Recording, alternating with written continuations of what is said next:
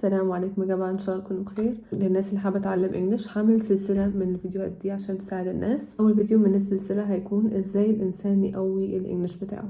عايزه اقول حاجه مهمه جدا، ان الانجليزي في الزمن ده بقى حاجه مهمه جدا. زي ما انتوا عارفين بنستخدمه بكل حاجه تقريبا. هقول لكم ايه الحاجات اللي فعلا بتقوي الانجليزي.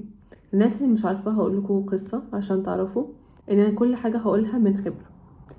لما كنت صغيره، وهقول لكم القصه دي بسرعه جدا. لما كنت صغيره كنت في مدرسه اجنبيه، وكبرت في مدارس اجنبيه ودرست انجليزي معظم حياتي. بس في فتره من الفترات بعد او تقريبا وقت كورونا قعدت في البيت. ولما قعدت في البيت قعدت حوالي سنه في الكورونا، وبعدين سنه بعد الكورونا ما بخرجش من البيت ابدا. في السنتين دول ما كنتش بتكلم انجليش ابدا مع اي حد. بقى عندي مشكلة حقيقية بان انا اتكلم انجلش، وكنت بصور فيديوهات لنفسي عشان ادرب نفسي ان انا اتكلم انجلش، عشان ما كنتش لاقي حد اتكلم معاه انجليزي. ما كنتش عارفة اتكلم انجلش، يعني كنت بقول اي حاجة، حتى مثلا بعلق على حاجة او كده كنت بحس ان انا مش عارفة اتكلم صح، النطق مش صح. واللي اكتشفته ان الانجليش بالذات لازم تعمل له براكتس كذا مرة. يعني مش عشان انت تعرف مثلا انجليش بيرفكتلي يبقى انت تعرف كل الكلمات all the words. you have the vocab، يعني عندك الكلمات. you have the pronunciation، عندك النطق، عندك الخبرة اللي هي experience. does not mean you can speak perfectly at all times. يعني أبدا أنت هتعرف تتكلم كويس طول الوقت. لو الإنجليش مش your mother tongue، يعني لغة الأم عندك، مش هتعرف إلا لو فضلت تمارس الإنجليش. عشان الإنجليش من الحاجات اللي عاملة زي سكيل هي الحاجة اللي احنا بتكون عندنا، بس لازم نفضل نشتغل عليها، ما ينفعش ان احنا نسيبها مرة واحدة. ففي الفترة اللي انا بقولكوا عليها دي الانجليش بتاعي اتراجع جدا. بالكتابة كان كويس عشان تكستنج، انت بتمارس الانجليش طول الوقت في الكتابة. في التكستنج برامج كتير ممكن الواحد يدخل عليها عشان يكلم ناس اجانب عشان يعمل براكتس للانجليش بتاعه.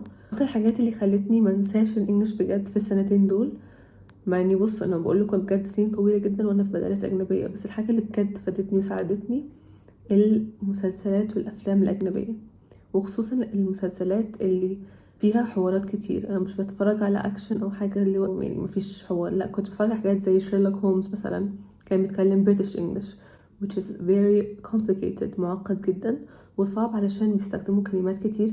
كنت كل ما اسمع حاجه ما اعرفهاش اكتبها في النوت بوك عندي، بجد اكتر من 100 كلمه، حاجات اول مره اسمعها. انت لما بتسمع حد بيتكلم انجلش انت بتفهم ازاي بيستخدم الكلمه، مش كل كلمه احنا بنشوفها بتبقى بس هي، لا بيبقى ليها استخدامات كتير. فده اللي بقولكوا عليه، لما تتفرجوا على مسلسلات بتبقى بتفهموا بقى ايه الكلمات اللي بيقولوها، الفريزز that they use اللي بيستخدموها عشان هما يقولوا حاجه معينه. فلو انت مش قادر تمارس الكلام، مارس السمع على الاقل، عشان دي اهم حاجه.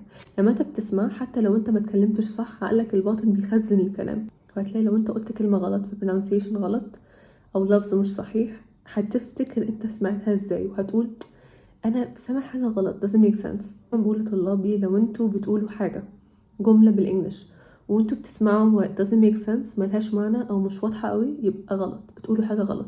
تاني حاجه برضو مهمه جدا، ما تركزوش في الجرامر قوي. في ناس كتير بتعمل غلط ده، خصوصا هنا لما انا بدرس في تركيا عندهم تركيز مش طبيعي على الجرامر الانجليش. الجرامر مهم جدا، قواعد مهمه جدا اكيد في اي لغه في العالم، بس بالانجليش بالذات بتلاقي ان الناس الفلوينت او اللي هم native speakers، يعني اللي هم دي لغتهم، يعني مش بيركزوا على الجرامر بالطريقه دي. يعني لو انا هقولك مثلا رايحه المول مثلا I will go to the mall، انا مش هكون حافظه الجرامر بتاعي، مش هقول ده future tense.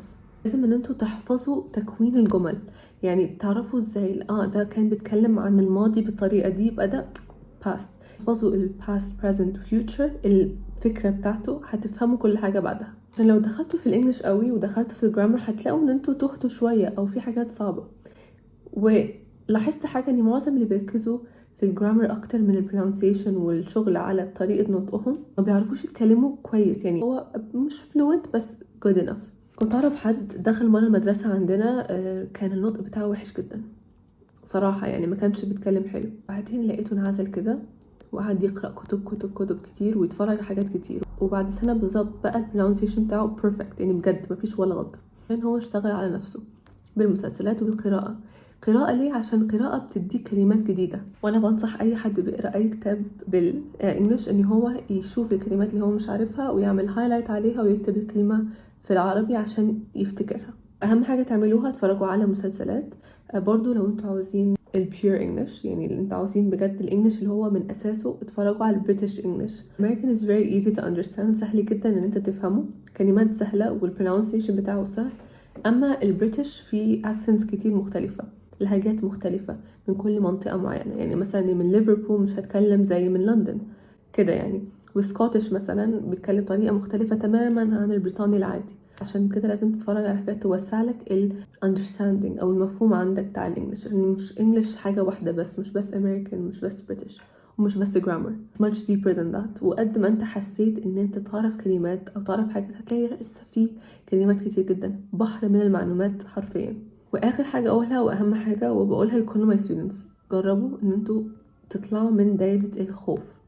يعني انا اعرف مثلا طلاب كتير لما بيتكلموا، لما يحسوا ان في ناس حواليهم مش بيتريقوا بس مش فاهمين عليهم قوي او كده، ان هما بيحسوا ان هما discouraged، يعني ما عندهمش الشجاعة anymore. يعني الشجاعة دي خلاص بتقفل عشان انا حاسس الناس هتتريق عليا. ابدا، بالعكس. try keep trying. لو انت ما جربتش مش هتعرف توصل، ولو ما غلطتش وسمعت الناس بتصحح لك مش هتفهم ان ده غلط ومش هتصحح الغلط ده. فبجد حاولوا ان انتوا دايما تتكلموا حتى لو انتوا البرونسيشن بتاعكم مش بيرفكت. ودايما بقول كده برضو للطلاب بتوعي، بقول لهم ان انتوا اتراك وبتتكلموا انجلش، ان انتوا تعرفوا اصلا لغه تانية، فعادي انتوا ما تكونوش فلوينت بالانجلش، دي حاجه طبيعيه. وبالعكس دي حاجه يعني لازم تكونوا فخورين ان انتوا بتحاولوا اصلا. so you're not expected to be perfect، مش متوقع منك تكون perfect عشان انت لغتك الام مش انجلش، which is perfectly fine. فنفس الحاجه بالعربي، العربي بالذات من اصعب اللغات في العالم، فانت عارف لغه من اصعب اللغات وبرضه بتدرس انجلش، فطبيعي انت ما تكونش perfect، خصوصا لو انت ما كانش عندك قدرة ان انت تدرس في مدارس اجنبية او خاصة من وانت صغير. انا بحترم قوي الناس اللي بتشتغل على نفسها وبتهيئ لنفسها الظروف ان هي تتعلم. ودايما بقول يكفيك شرف المحاولة، دايما حاولوا بجد. اي حد بيحس ان هو الانجليش بتاعه وحش ومعرفش ايه، just keep working on it، خليك بتشتغل بجد عليه وهتلاقي نفسك بجد اتحسنت قوي. بس اتفرج على المسلسلات الصح اللي فعلا تساعدك وتعلمك. بس اهم حاجه تشوفوا الحاجات مترجمه عشان تشوفوا الفريزز اللي بيستخدموها بالانجلش بالعربي عشان تعرفوا امتى تستخدموها.